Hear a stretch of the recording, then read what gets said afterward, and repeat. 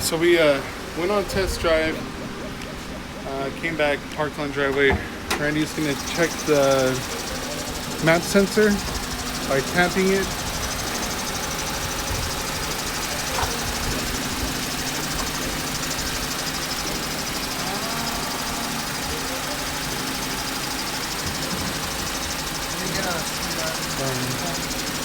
Where's the map sensor located?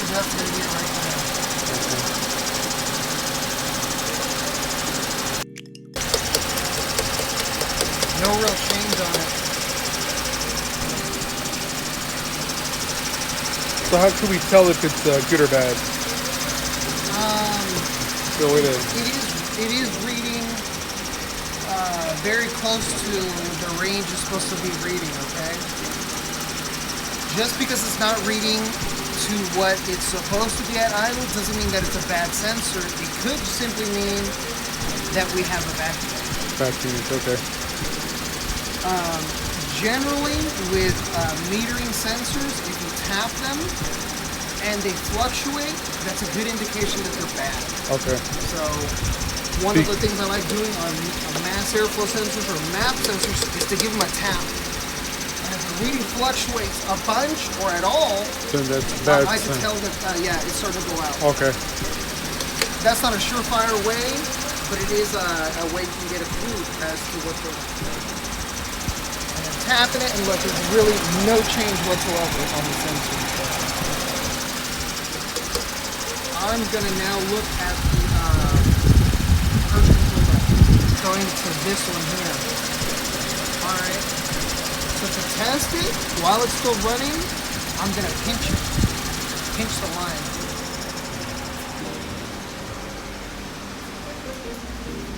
You see, Randy got the 300 on the lift.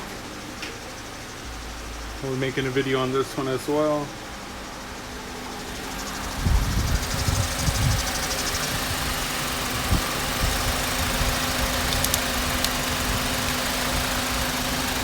We got quiet down. You notice that? You did have a small change at first. You see that? Yeah.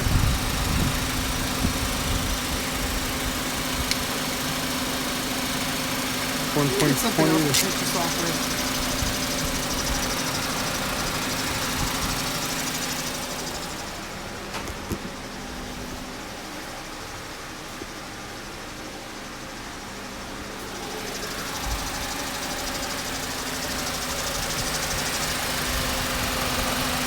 Oh, dropped to 116, 130. Oh.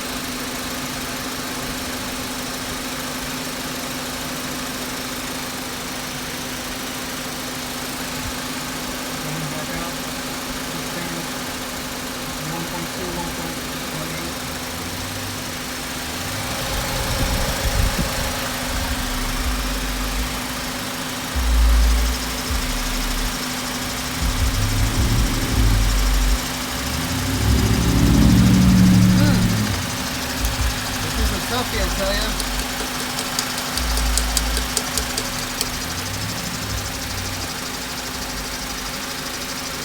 Turn off this thing.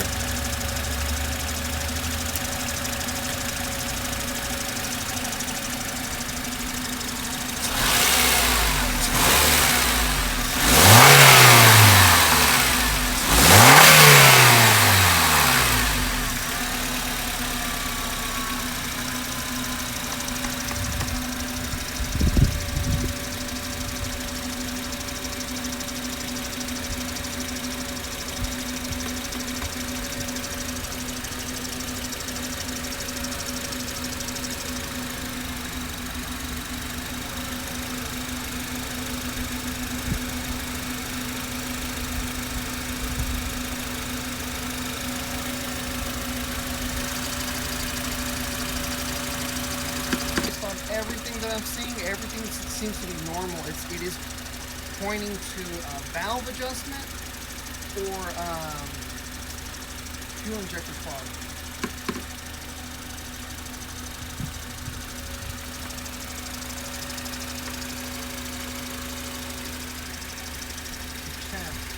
This is what I'm talking about. We'll save this data here just for reference later, so we can compare later.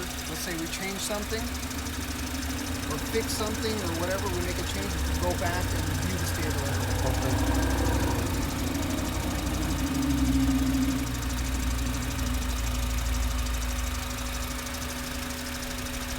But it's this guided component test, okay? You can double check all your sensor readings through this.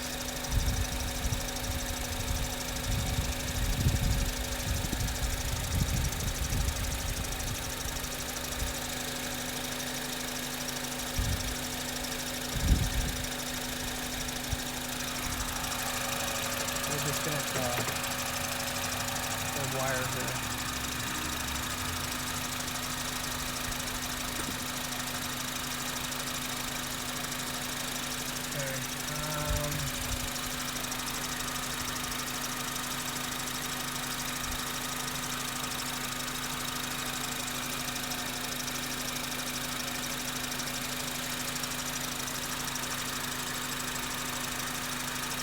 This will actually give you a list of all the sensors, what their theory of operation is, what the pinout is for the wires, how to test them. Let's say a signature test, an ohms test, and a signal test. It'll give you, like say the mass airflow sensor, it'll tell you component information, the wiring, and the location, and the best location for testing.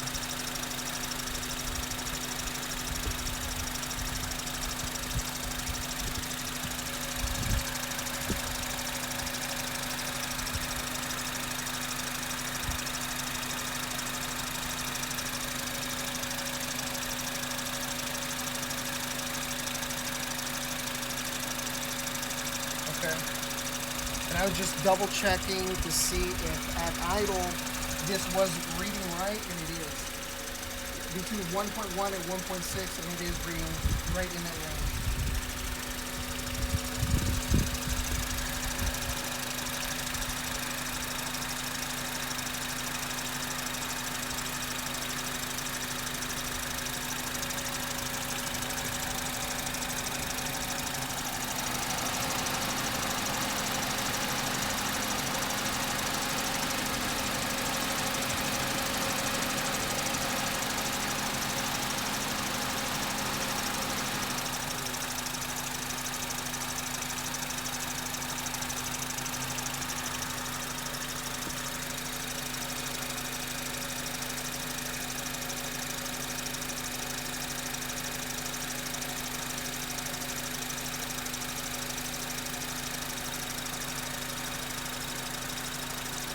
Okay. Everything does seem to be reading right, so it should be below a volt with it just idling with the engine warm. So it does seem to be reading right. All right, so I think I've seen enough to say that you need to check the valve clearance on this car. You know? Yeah. That's all good. When it's dead cold, that's the best. You get the best results, or That's the only time you can check valve clearance, because the hotter it gets, it the more it swells. swells, and you're not going to get the right reading. Okay. So it has to be Cold. dead cold. Oh shit.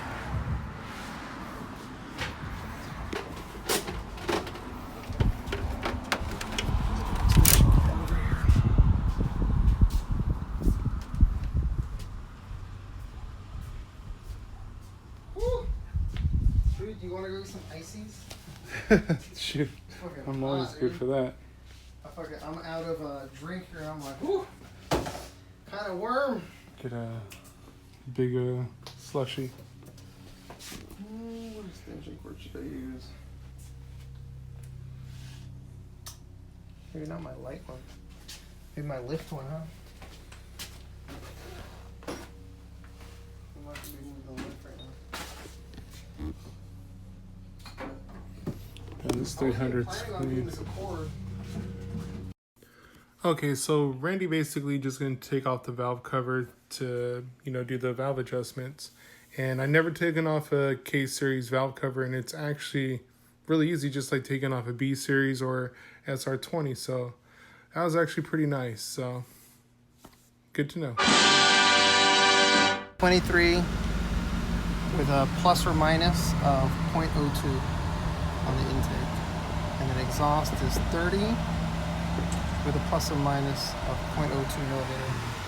So we'll go first one on the intakes. Let's stand over here.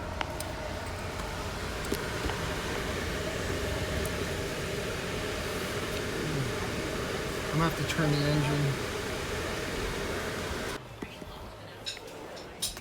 And the gauges came out. The gauges came out really good on this. Yeah, they did, bro. That was another little plate, just like the one in my car, made for his car to take up the. Remember the factory one had gauges there? It takes up that little window so you can put gauges there. Nice. That's hella clean. That's what makes it, bro. Makes it really pop.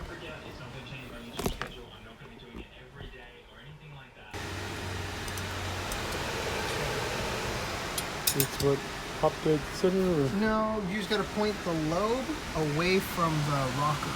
Okay. See the lobe? I actually gotta go up a little bit more.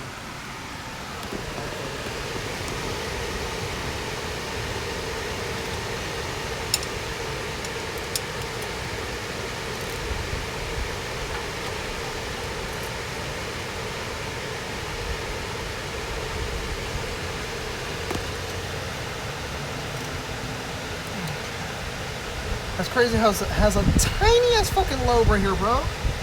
You see that? Tiny ass lobe.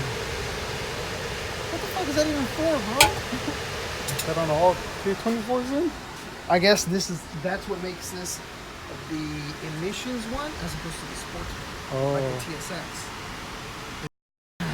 Damn, even this one, nothing. Nothing. What's going on here? Whoever did it, maybe did it too tight, huh? You want to loosen it up, but then how much of it working? You start loosening shit. Huh? You start loosening things. This is the impact. Can you check the Victor Cummings torque? See what the torque spec is? It's story time. Alright, story time. Alright, little inside joke about this gentleman that we used to work for, me and Randy. Randy was a mechanic and I worked in parts. And this gentleman, we'll call him, well, you guys already heard of Victor. He ran a shop, and supposedly he was a master diesel mechanic. So one day we were all out working on, I think Randy was installing a cement drum that goes on cement trucks. And I think he was doing like he put the transmission that spins the drums. And he came out there and he was telling him and another coworker that you have to use a what's it called, a torque wrench to torque down those bolts. That was completely wrong. These bolts are ridiculously huge, and it's just like you have to do certain ways of different things. And he thought that you use a torque wrench for everything. You torque wrench this, torque wrench that. So the inside joke was the Victor torque wrench. So that's why we were laughing about that. Oh yeah, and another part is that's the first job I ever got fired from, because the dude who ran the parts department was talking a gang of shit about people who work warehouse and drive forklifts that they don't know shit. And coming out of high school, can't afford to finish college, so I went to work warehouse and started doing forklift and this and that, and I made great money. And he was talking grip of it, so I felt offended, saying like, you talking, about me. So of course being who I am, I told him, I'm about to beat your fucking ass. and he ratted me out, and they brought a guy from a temp agency to walk me off the premises, and he was even talking to me in the parking lot asking me to please don't cause no trouble, don't do nothing to the guy, and blah blah blah. And yeah, that sucked. I mean, but whatever, fuck that job. All right, back to the video. Yeah, they're all not even 0.8, bro. Look, they won't even go in, and it's a roller rocker at that, so it should glide right in, because it rolls. Neil, I think they might be too tight. So what now then? Valve adjustment. Is this like a rebuild engine then, or some shit? Like the chain had some play. There's too much play, bro.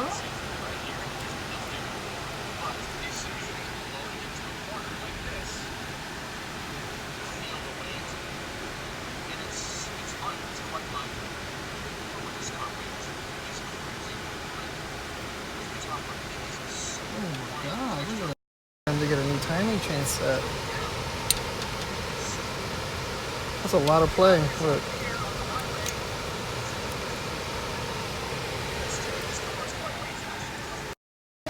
This is the only one that would fit the 0.8, but not the 0.9 though. It's like barely fitting the 0.8. Way too much VTEC.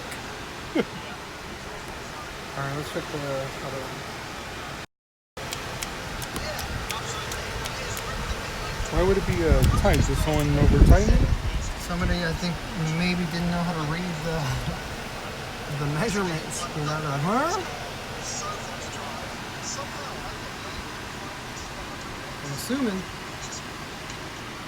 It don't make sense, you know? Yeah. Why would everything be too tight?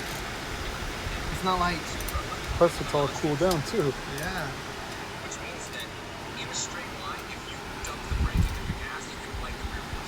Alright, so fuck it. Here. Valve adjustment time. Alright, so that's part 2. I know I forgot to record him when he was doing the valve adjustment. We were just chopping it up. And I still got to edit part 3, so I should be done with total of 3. So, I just want to say thanks for watching. If you made it this far, I really appreciate it. And, go like, hit that bell, and, subscribe to me. It'll really help me out. So, I'll see you guys in part 3 in the troubleshooting video. And, yeah, be safe out there and drive safe. Peace.